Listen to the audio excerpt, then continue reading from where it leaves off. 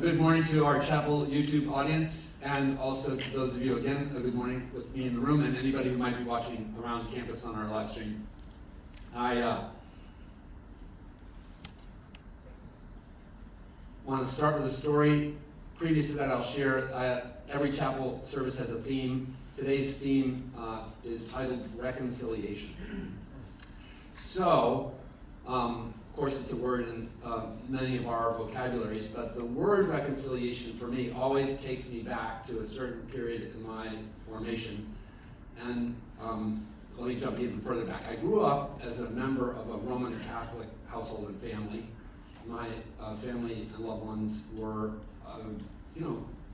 steadfastly Roman Catholic and loved that tradition, and I was moved through the elements of development as a Catholic kid and adult. And I'm not unique in having run off as a child and sort of shaken off that as a part of my identity. I identified when I first began my recovery as an atheist, and part of, for me, what ended up being my departure from the Roman tradition had to do not with some of these things that are so lamentable, that have been so brought in front of us in the public sphere. But for me, what I found difficult was watching a kind of hypocrisy. You've never seen this, of course, but where the adults seemed to feign a kind of piety for 1 hour on Sundays, and I didn't see it match up, per se, with some of the things that happened underneath the hood or behind the curtain of our sort of life. And I'm sure you don't suffer from any of those contradictions, but I, in my keen 14-year-old eye, was like, you people are not doing what I hear being said up here. So, and that bothered me in some fundamental way. Here I am now wrestling with my own contradictions about that every single day, but, and in charity towards my parents and family and all that sort of stuff, like, I think we all dance in that tension anyway. That's why I sort of thought, I don't need that, it's not me, I'm going to leave it behind. I didn't have any bitter wound there, I just thought, no. So, I go to Alcoholics Anonymous, I find out I should be exploring the higher power thing. I felt a fascinating tug to ministry, to a kind of role like this. I started attending a church, trying to move time very quickly here, but anyway, I ended up in a seminary, which is laughable, right? And people thought, what? And here I was studying faith and preparing for congregational leadership, and most of the people who've known me most of my adult life thought, this can't be, but it was related to this conversion out of my atheism and drunkenness into sobriety and wanting to understand spirituality and faith for a person with our affliction. And so I, by no means did I have God all figured out at that time, nor do I yet. But I enrolled in a Protestant seminary, was really, really challenged and engaged in an exciting way by theological education. I think many people would find seminary boring, but I didn't. I loved it. The pursuit of these questions and all the different aspects of the training really, really kept my interest and did a lot for me. And one of the things that happened in that was that I became interested in ministries of healing. And that sort of makes sense if you think about it, because I had been broken, sick, and then I had found out that I could get well, and here I was exploring the questions of faith and divinity and those sorts of things, and I was convinced that I had experienced a profound healing that I could not explain. And that part of what had brought me to this preparation for ministry was to help others find healing. So, of a certain year, I'm going to say it's probably 1997, I'm choosing my courses for the coming semester. And there is a cooperative arrangement between the different seminaries in Washington, D.C., and that's where I was studying. And there was a Catholic seminary, I think I knew it was Catholic, but that advertised a course called the Sacraments of Healing. Well, that caught my attention because this is what I was pursuing. I was interested in healing, and I thought, I'm going to sign up for a Sacraments of Healing class. I had no idea until I got there that 8/10 of the course, or not an exact percent, but a huge amount of the course was training for people who were on their way to become priests in what I used to think of as confession. But that is properly called the Sacrament of Reconciliation. This is where I end up with that word. So immediately when I hear the word reconciliation, I go back in 1997. The teacher was this lovely, brilliant, extraordinary man named Andrew Safferny. Andrew's still alive and is a priest in a Norbertine Abbey. That's a particular flavor of Catholic orders in Paoli. If any of you know the Norbertine Abbey in Paoli. And Andrew and I have stayed a little bit connected. He was the principal presider, there was a co-facilitator, and the class was a practicum in how to do confessions. Weird for me to end up in that moment, but I'm like, okay, I'm gonna go with it. Because at the end of the class, they also taught anointing, and that's what I was really expecting, was an anointing education, and viaticum or last rites, those kinds of things. I learned about that, but I learned in detail this sacramental ministry within this tradition that I had shorn off. And two things happened. One is, I would never think about reconciliation the same, but secondly, what happened is I had a reconciliation with my Roman upbringing. Because encountering this lovely man and going through the process of learning about forgiveness, something happened in me that I was able to set aside. Like I said, it wasn't the bitterest wounds that sometimes happen for people with the Roman tradition.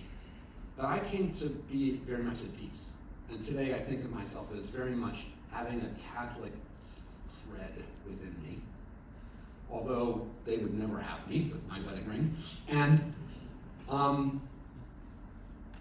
I'm not saying I'm whole hog there, because I wear this stole, which expresses other traditions. Anyway, you get the point. I studied this, and one of the reasons why I wanted to tell you that story was because the word reconciliation has a lot of meaning in a lot of different places. But one of the things I think is so right about that experience is that why we would reconcile is for a healing purpose. And to the extent and in ways and places when we are not reconciled, there's something that could be healed. So, I'm not calling y'all sick, but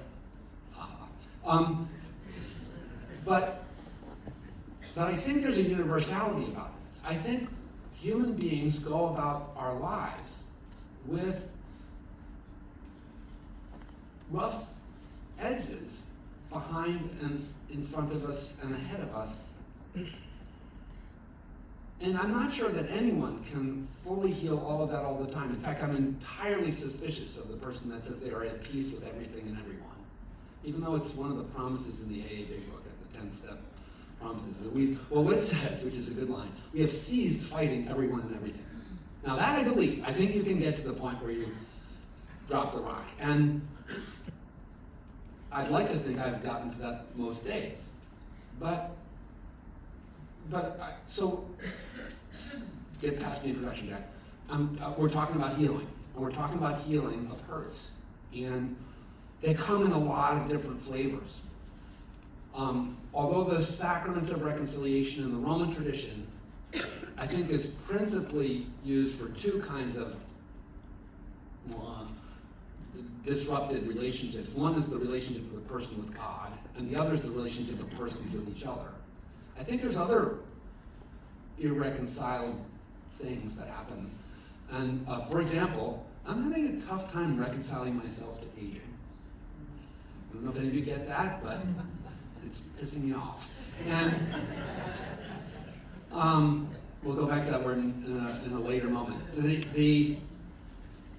That which raises our ire may not be another person, and it may not be the divine. Some of you may have trouble being angry at God. I see that all the time. And when I find myself in interaction with a client here and they are like, I don't believe in God, but that's how they say it. I don't believe in God. I'm like, you might be angry. I'm not angry. I'm like, okay. Tiptoeing, right? This is a thing that happens, is that I think we project onto the divine, blame that we don't know where to locate elsewhere. So, I'm not quick about anything, I know, but let me articulate range, scope, challenges of the subject matter. One is, it may be that we are out of sorts with ourselves. We can have an irreconciled aspect of ourselves. I hate this about myself, right? We can have an irreconciled interpersonal dynamic with another person. Spouse, parent, child, boss, family, those kinds of things. And what do we do with each of those things? We can have a kind of, my mentor, Andy Ciferni, and his co-teacher, Kevin Farrell, called us to, at that time in 1997, understand that that ecological climate awareness calls us all as human beings to recognize we aren't at peace with the world in which we live. Now that's an interesting other kind of reconciliation. I'm not making that front of the line, but I think, and sometimes like you could have a resentment about an earthquake or a tornado or whatever, very, very real resentment. And that gets mushed in there with the divine. So tons of produce in the grocery of this particular category of things that we acquire. We can acquire resentments out the wazoo, and most of us have a pretty big backlog of them, even though we may not always be very much in touch with them. And let me make it even more complicated and broad, is that we can have resentments that are of the past, things that happened. We can have resentments in the moment, stuff that's going on, and we can have anticipatory resentments, fears about what is to come. So it's like a huge body of subject matter. And one of the great challenges for me is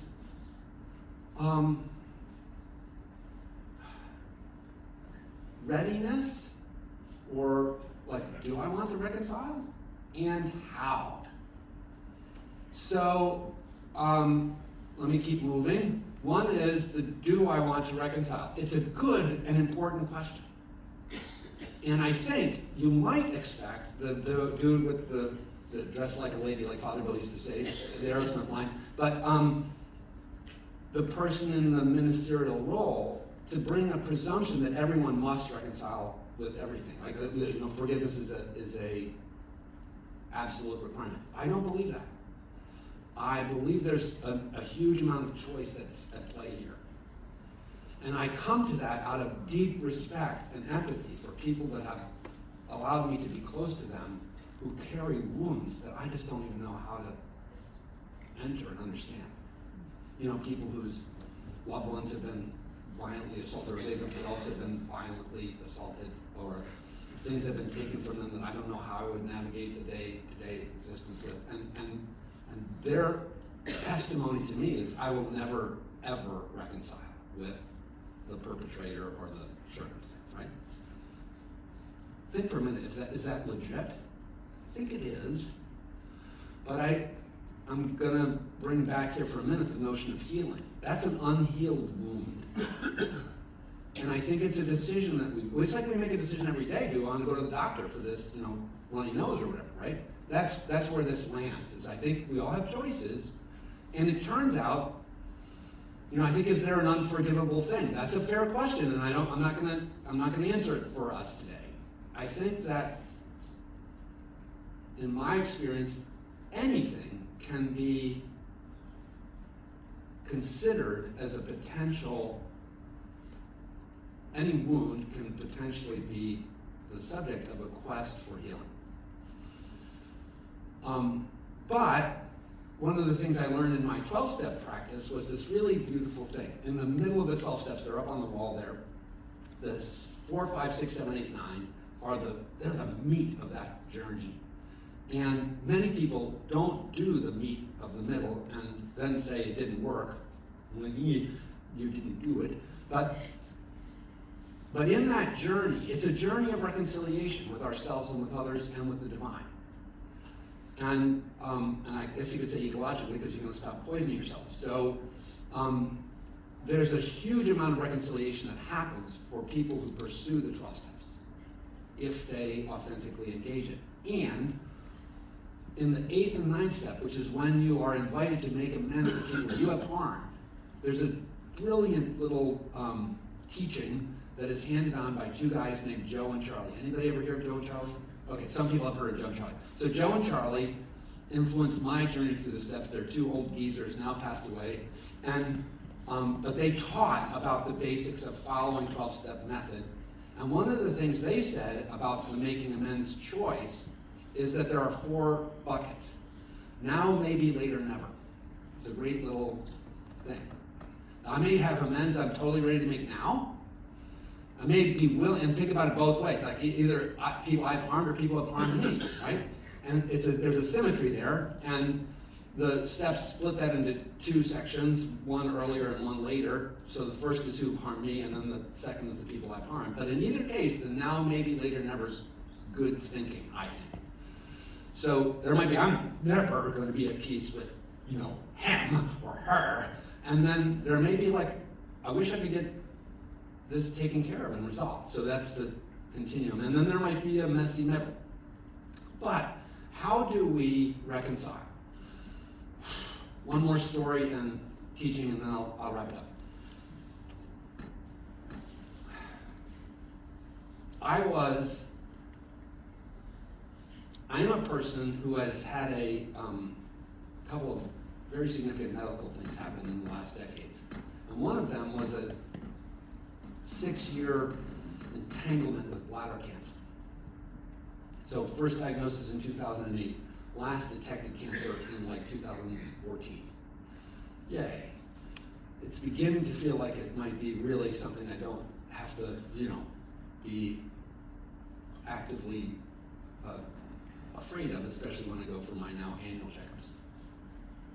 I pray that what I just said didn't jinx myself. But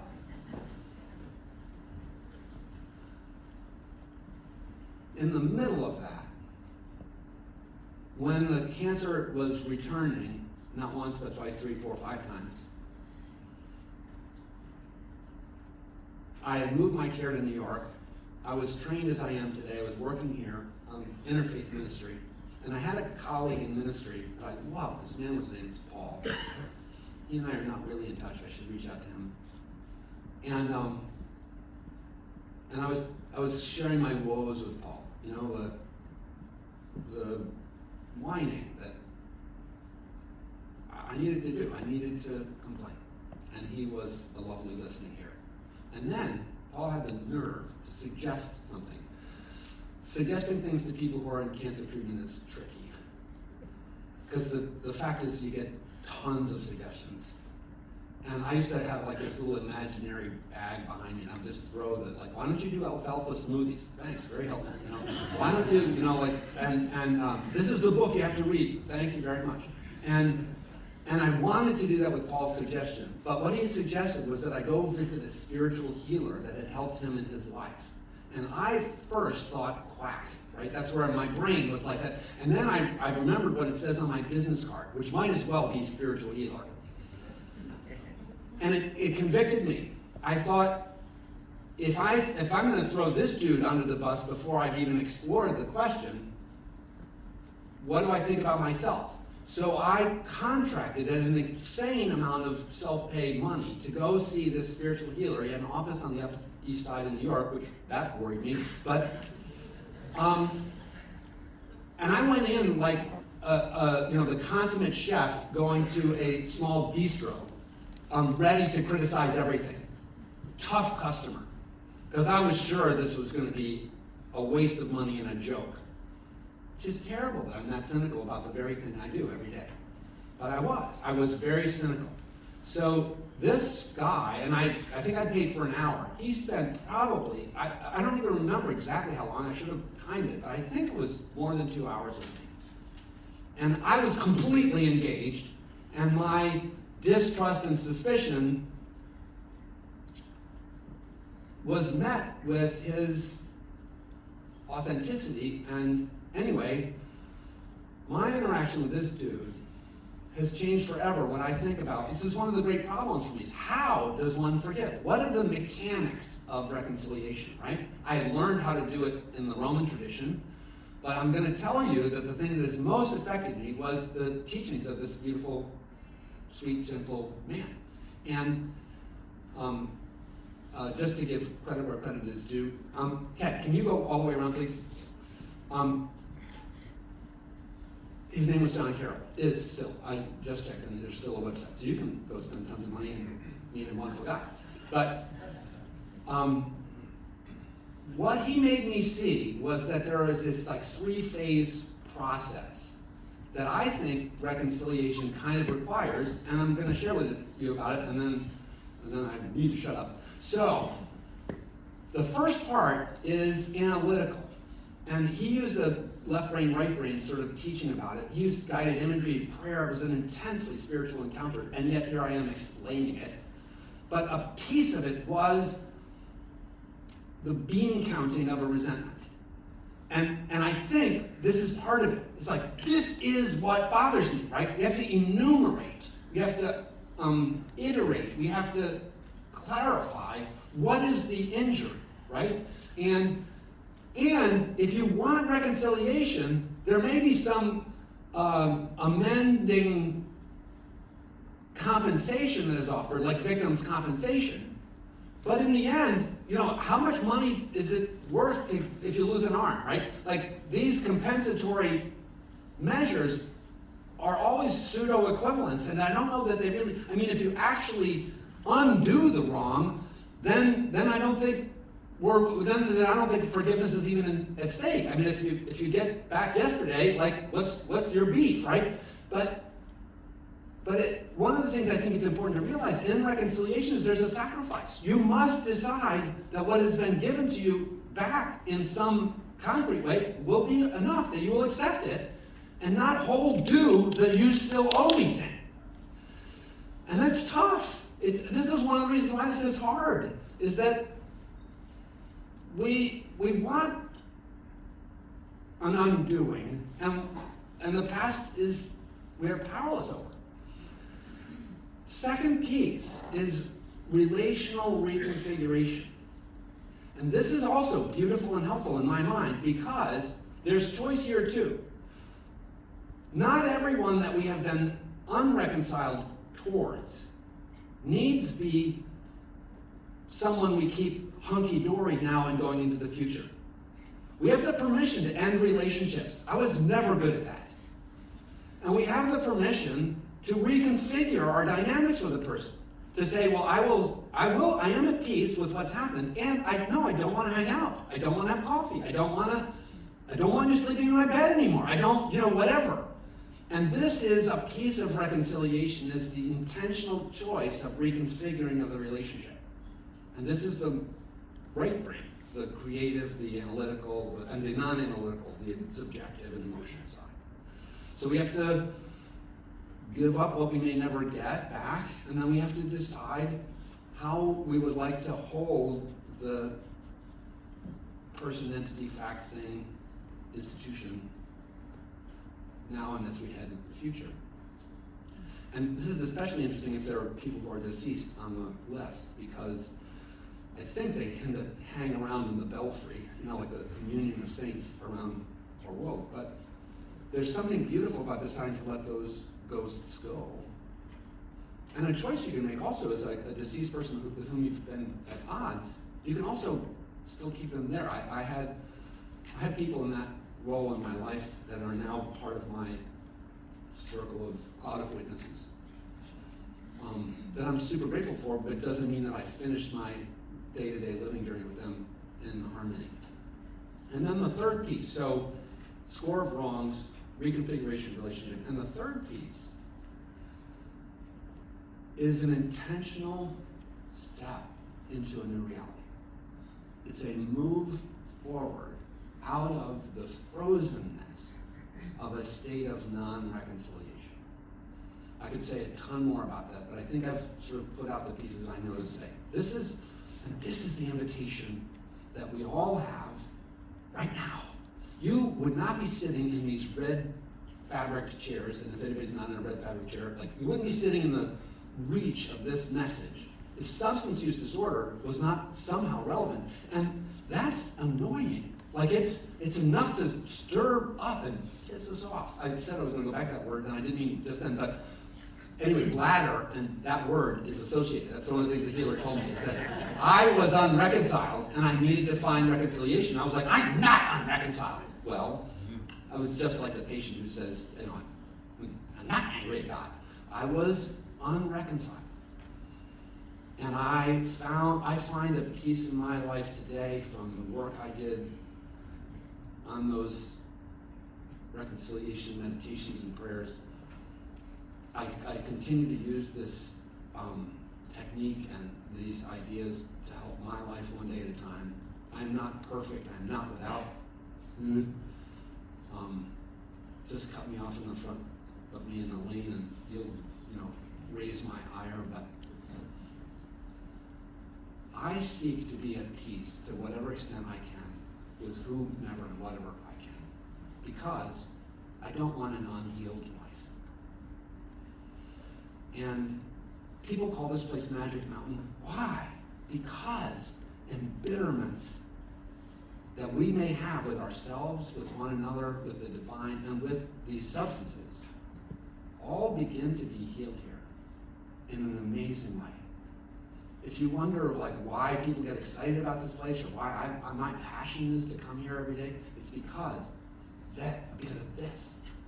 Because we witness and shepherd and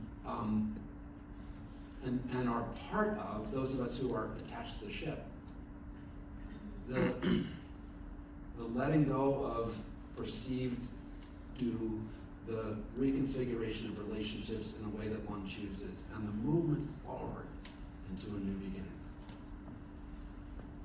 You have that choice today. I plead with you to not stay stuck in the hurt of the past. Bill Wilson said resentment is the number one offender. In 1939, with no psychological training and no theological training, he said something I think is pretty true. It's a big elephant in the room of this place. And I've shared with you, you do have the choice not to. But it's a choice to remain in an unhealed state. Will you step into a new beginning today? Thanks.